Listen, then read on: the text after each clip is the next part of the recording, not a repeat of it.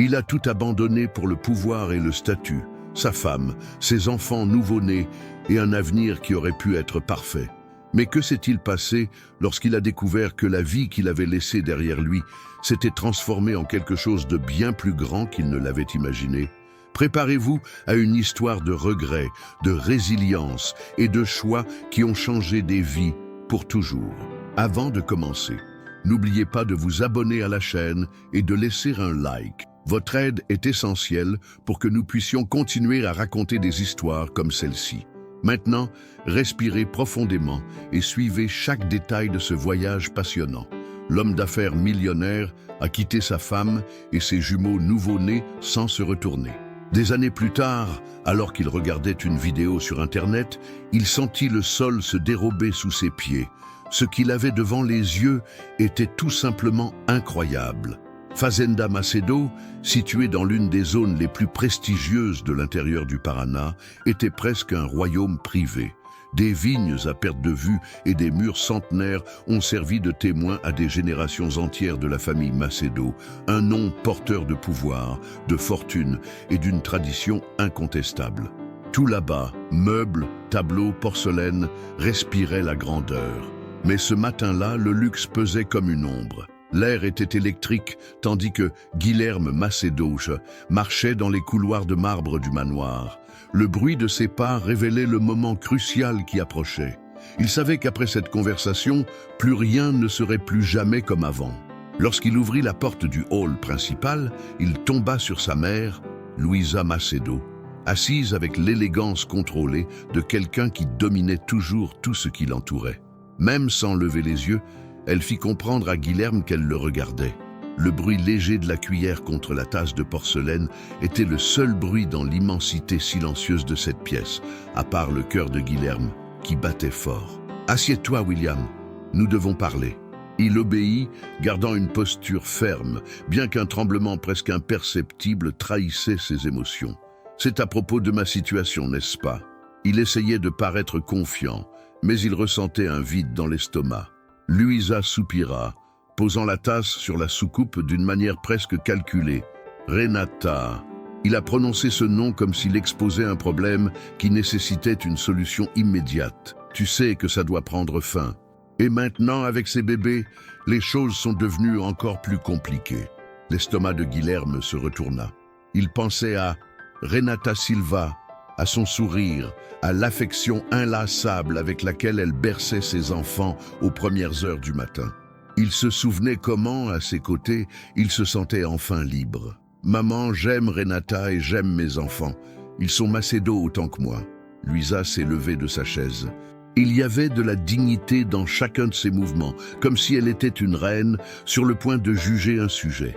Il se dirigea vers la grande fenêtre qui donnait sur les vastes terres, les vignobles qui avaient soutenu la réputation de Macedo pendant plusieurs décennies. Son reflet dans la vitre était aussi froid que ses paroles. « Crois-tu que l'amour suffit à maintenir un empire debout, Guilherme ? L'amour protège-t-il les investissements et préserve-t-il le nom construit au fil des générations ?» Elle se tourna vers lui avec une fermeté implacable. « Avez-vous une idée des dégâts que vous pourriez causer en persistant dans cette folie ?» Le silence régna entre les deux. Guilherme détourna le regard vers les peintures d'ancêtres qui semblaient tous s'attendre à ce qu'il agisse conformément aux traditions familiales. « Renata ne sera jamais acceptée. Tu ne feras jamais partie de ça. Et ces garçons... » Luisa s'arrêta tendue, comme si elle laissait chaque mot contaminer l'esprit de son fils. Guilherme se leva brusquement, le sang bouillant. « Ce sont mes enfants, mère. Comment oses-tu parler d'eux comme ça ?» Les yeux de Luisa n'ont pas changé. Elle n'avait pas besoin de crier. Sa force résidait dans la froideur qui débordait dans chaque phrase. Avec précision, il tira un dossier en cuir sur la table et le fit glisser vers lui. « Voici les accords qui assureront l'avenir de notre famille. Agrandissement du domaine, partenariats internationaux, contrat de 3 millions de dollars prêts à être signés. Ils dépendent tous d'une chose, votre image. » La voix, bien que basse, semblait menaçante. « La décision t'appartient, Guilherme, mais n'oubliez pas que chaque choix a ses conséquences. » Il regarda les papiers qui promettaient des chiffres extraordinaires. L'héritage de Macedo à portée d'une signature. S'il voulait garder Renata à ses côtés, il perdrait tout cet héritage. S'il la quittait, il détruirait la femme qu'il aimait et ses enfants ne le connaîtraient jamais vraiment. L'horloge sur le mur indiquait 11h30 lorsque Guilherme ressentit la gravité de la situation. Il était entouré par la grandeur de la ferme Macedo, mais plus encore par la présence austère de Luisa, qui restait impassible, attendant son choix. Lorsque l'écho de cette conversation s'est estompé, Guilherme a compris qu'il n'y avait pas de retour en arrière. L'empire familial était entre ses mains, ou plutôt, c'était devant lui comme un piège doré. Le temps passa comme du sable, alors que Guilherme quittait l'intérieur du Paraná pour la capitale, où la famille possédait un imposant manoir. Là, il fut reçu froidement. Des tapis luxueux, des couloirs intacts et, au centre de tout cela, Luisa Macedo, toujours avec un regard calculateur. Il s'est enfermé dans le bureau, mais il n'y a eu aucun répit. La voix de sa mère résonnait encore dans sa tête. « Arrête, Guilherme. Plus vite vous agissez, moins ce sera douloureux. » Peu de temps après, il a passé un bref appel téléphonique. En moins d'une heure, un jet privé l'attendait pour décoller. Pendant tout le vol, Guilherme est resté silencieux, regardant le coucher de soleil orange entre les nuages. Que dirait Renata? Comment réagirait-elle? 3 heures plus tard, déjà à Florianopoli, une voiture l'attendait sur la piste. Il monta dans le véhicule et donna l'adresse, regardant silencieusement la ville animée et illuminée scintiller à l'extérieur. Lorsqu'il s'est arrêté devant un petit bâtiment du centre historique de la capitale de Santa Catarina, Guilherme a remarqué que son cœur battait fort. La façade était simple mais bien entretenue. Le doux arôme des épices, mêlé à une légère odeur de talc, semblait remplir l'air. Il prit une profonde inspiration et avança, certain que chaque pas le conduirait vers un point de non-retour. Renata ouvrit la porte avec un sourire. Il portait dans ses bras l'un des jumeaux, qui laissait échapper un marmonnement endormi.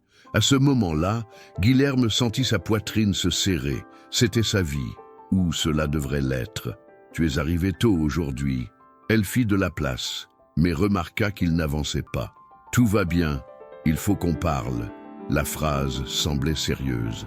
Renata fronça les sourcils, tandis qu'elle berçait doucement le petit dans ses bras. La chambre était simple, mais débordante de confort. Sur la table en bois, 2 assiettes fumaient encore. Un canapé avec des jouets éparpillés tout autour montrait comment cette maison était réchauffée par l'amour. Guilherme a failli reculer, mais s'est forcé à continuer. On ne peut pas continuer comme ça. Un épais silence s'installa. Renata cligna des yeux plusieurs fois, ne comprenant pas s'il était sérieux. « Quoi ?» Le bébé gémissait et elle le câlinait pour le calmer. L'autre fils, qui dormait dans le petit hamac près de la fenêtre, remua, sentant le changement d'atmosphère. « Je ne peux pas te donner l'avenir que tu mérites. » Sa voix était froide. Même si tout cela n'était qu'un mensonge, il aurait pu, mais il a choisi de ne pas le faire. Le cœur de Renata fut saisi d'un pincement d'incrédulité. « Tu es leur père, Guilherme. Nous sommes une famille. » Il détourna le regard, incapable de faire face à la douleur qui s'accumulait sur son visage. « Ce que je ressens n'a pas d'importance. » La gorge semblait se fermer. « Je ne peux pas continuer. » Elle fit un pas en arrière, comme si les mots l'avaient physiquement repoussé. Bientôt, il comprit d'où tout cela venait. « Ta mère, n'est-ce pas ?» Son silence le confirmait. Le bébé dans ses bras pleurait maintenant plus fort. Et l'autre a également commencé à se plaindre. « C'est donc ça ?» murmura Renata avec un rire amer. « Tu m'abandonnes, et les garçons, par peur de perdre de l'argent et du statut. » Sa voix n'exprimait pas une colère hystérique, mais une profonde amertume.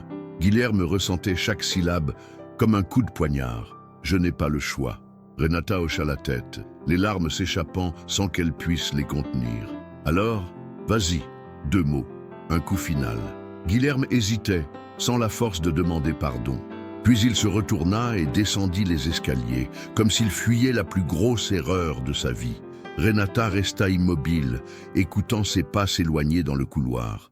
Les bébés pleuraient, mais pendant un moment, elle fut incapable de les réconforter. L'homme qui avait promis de rester à ses côtés était parti sans même résister. « Tout ira bien, mes amours. Maman est là. » Alors même qu'il prononçait ces mots, il se demandait au fond de lui si un jour tout irait vraiment bien. Le vide laissé par Guilherme était étouffant, mais elle n'avait pas d'autre choix. Elle devait passer à autre chose. Ses bébés dépendaient d'elle. Les premières semaines ont été un défi. Renata a parcouru des quartiers entiers de Florianópolis à la recherche d'un emploi. Magasins, cafés, petits bureaux. Mais la réponse a toujours été négative. Avec 2 nouveaux-nés, ses chances semblaient minces. Les factures continuaient d'arriver. Le loyer devait être payé dans quelques jours et les réserves de couches et de produits d'épicerie étaient déjà faibles. Tout cela pesait comme une pierre sur le cœur de Renata. Une nuit, épuisée, elle a remarqué une combinaison brodée à la main qu'elle avait cousue pendant sa grossesse. C'était comme un flash de mémoire. Elle se souvenait de ce qu'elle aimait le plus faire quand elle était enfant, inspirée par sa grand-mère, la couture.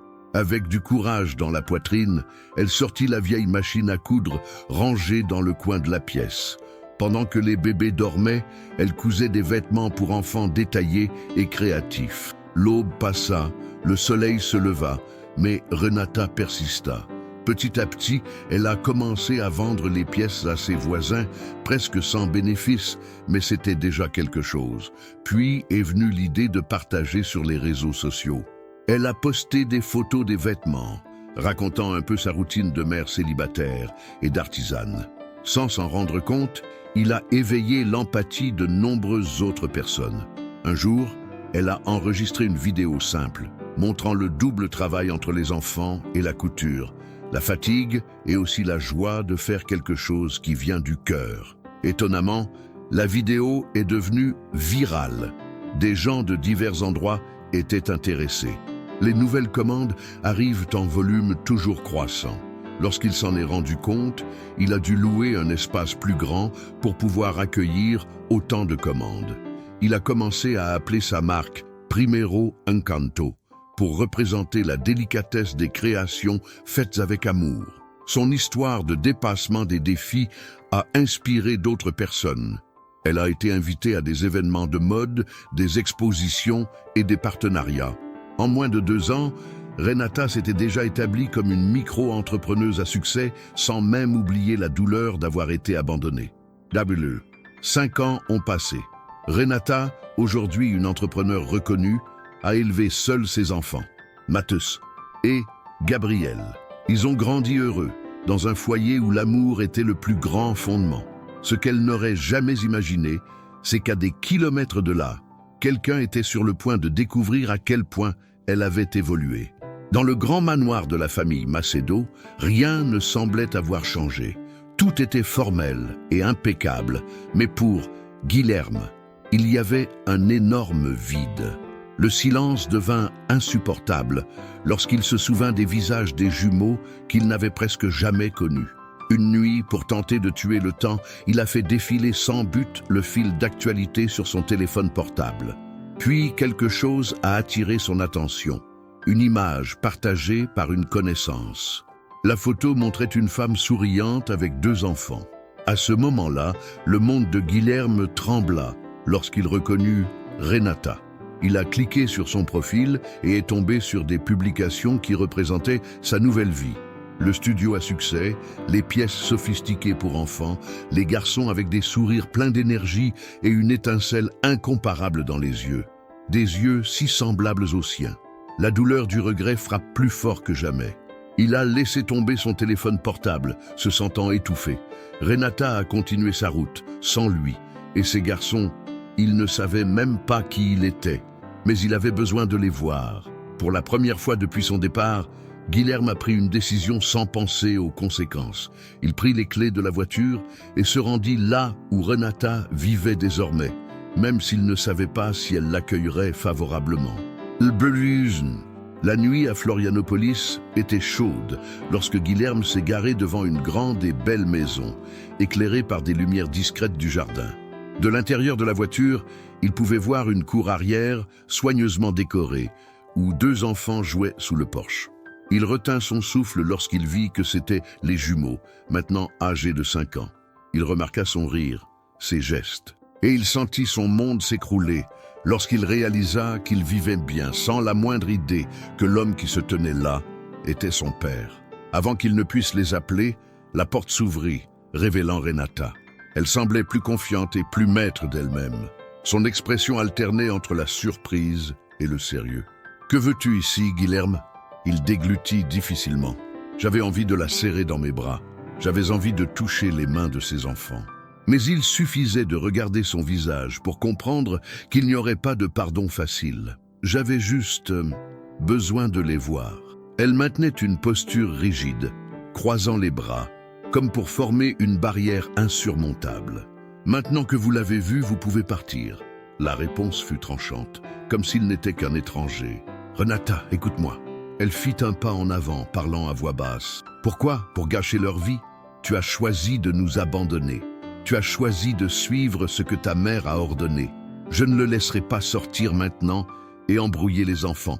Ils sont heureux et ils ne savent rien de vous. » Guilherme sentit une boule dans sa gorge. Les jumeaux riaient toujours, inconscients du drame qui se déroulait devant eux. « Je voulais juste une chance. » Un éclair presque compatissant traversa les yeux de Renata, mais il n'y avait aucune pitié, seulement une certitude irréversible. « Tu as fait ton choix, Guilherme, et nous continuons sans toi. » Cette déclaration sonnait comme une phrase finale. Il ravala sa propre douleur et jeta un dernier regard à ses enfants.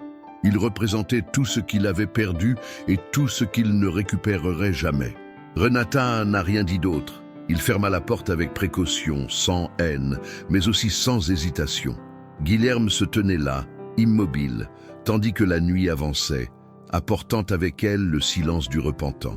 De retour à l'intérieur du Paraná, Guilherme franchit les portes de la Fazenda Macedo avec une âme lourde.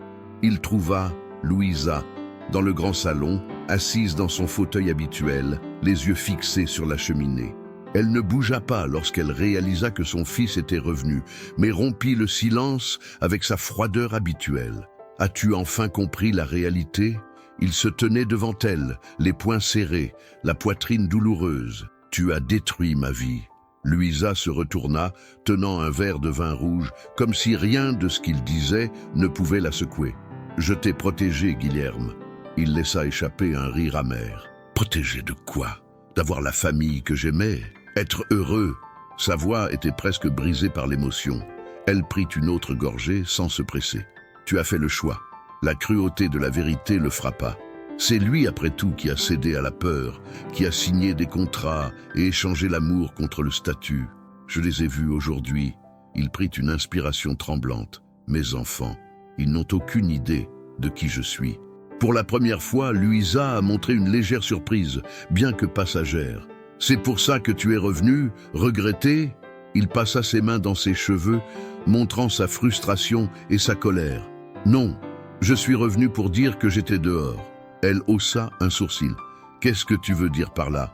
Je ne suis plus un Macédo. Le silence devint sépulcral. Elle posa la tasse et se leva. C'est fou. Il la regarda, fermement, sans la vieille peur. Je romps avec tout ça. Je ne veux pas d'héritage, ni d'entreprise, ni de ce nom de famille. Le visage de Luisa devint rigide, comme si elle ne pouvait pas croire ce qu'elle entendait. Tu as une idée de ce que tu dis? Des décennies de tradition, tout l'empire que nous avons construit. Il prit une profonde inspiration. Tu as détruit la seule chose que j'ai toujours voulu construire. Sa colère se reflétait dans un regard perçant. Si tu pars, tu n'auras rien. Ton nom ne signifiera rien. Guilherme eut un léger sourire triste. Je préfère être un moins que rien plutôt que de continuer à être ta marionnette. Luisa fit un pas en arrière. Personne n'avait jamais défié son autorité de cette façon. Il songea un instant à réagir, mais il se retint, gardant seulement une posture de mépris. « Allez, mais sachez que sans le nom de Macédo, vous... » Elle s'arrêta, comprenant que rien d'autre n'aurait d'effet. Il n'a pas répondu. Il se retourna simplement et partit, traversant le couloir pour la dernière fois, sentant au fond de lui qu'il était trop tard pour faire amende honorable. Le soleil se couchait entre les nuages orange, alors que Renata quittait le studio, serrant la main de ses enfants, maintenant âgés de 8 ans. Elle venait de terminer une autre journée de travail intense, car Primero Encanto avait reçu d'importantes invitations. Les contrats avec Milan avaient été confirmés et la collection internationale serait bientôt lancée. Renata a remercié l'assistante qui l'a informée d'autres événements et partenariats. La fierté était inscrite sur tout son visage, mais elle ne se laissait pas aveugler.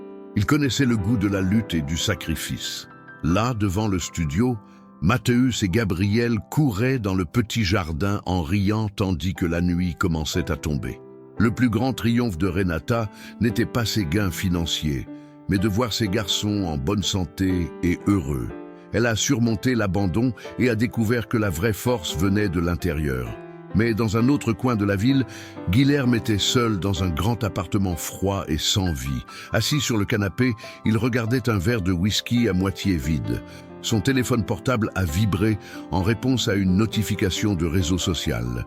Lorsqu'il a déverrouillé l'écran, une nouvelle photo de Renata et des jumeaux est apparue lors d'un événement de mode pour enfants. Ils étaient grands et souriants. Il ne manquait de rien. Guilherme sentit la douleur du regret s'enfoncer profondément dans sa poitrine. Il a parcouru le profil, voyant des vidéos qui décrivaient la vie quotidienne de son ex-partenaire, ses jeux avec les garçons, les collections qu'elle présentait, la joie authentique de quelqu'un qui n'avait besoin de lui pour rien. Il se leva et se dirigea vers le balcon, regardant les lumières de la ville s'allumer. Il n'y avait pas de retour en arrière. Le temps qu'il pensait devoir consacrer à arranger les choses était révolu. Pouvoir, luxe, entreprise à plusieurs millions de dollars, rien ne lui a permis de retrouver ce qu'il avait abandonné. Pendant ce temps, Renata mettait ses enfants au lit, pleine de projets pour le lendemain. La maison confortable, les fleurs à la fenêtre, les dessins des enfants accrochés sur le réfrigérateur, tout était simple et précieux. Ces garçons n'ont jamais connu leur père, mais il ne leur manquait pas. Ils ont grandi dans une vraie maison, sans espace vide. Certains choix ne permettent pas de seconde chance, et Guilherme l'apprit de la manière la plus cruelle. Quand il s'en rendit compte, il se retrouva seul, sans famille, sans affection, et sans le temps qui ne revient jamais. Renata, quant à elle, a choisi de vivre. Il ne nourrissait pas de ressentiment ni ne se sentait rabaissé par la douleur. Il transformait simplement la souffrance en détermination. Il a ainsi construit un avenir dans lequel l'amour, le courage et la foi parlaient plus fort que l'abandon. Merci d'avoir regardé jusqu'ici. Nous espérons que cette histoire aura touché votre cœur et servira d'inspiration quant à la valeur des décisions que nous prenons aujourd'hui avant qu'il ne soit trop tard. Nous voulons savoir d'où vous regardez nos vidéos.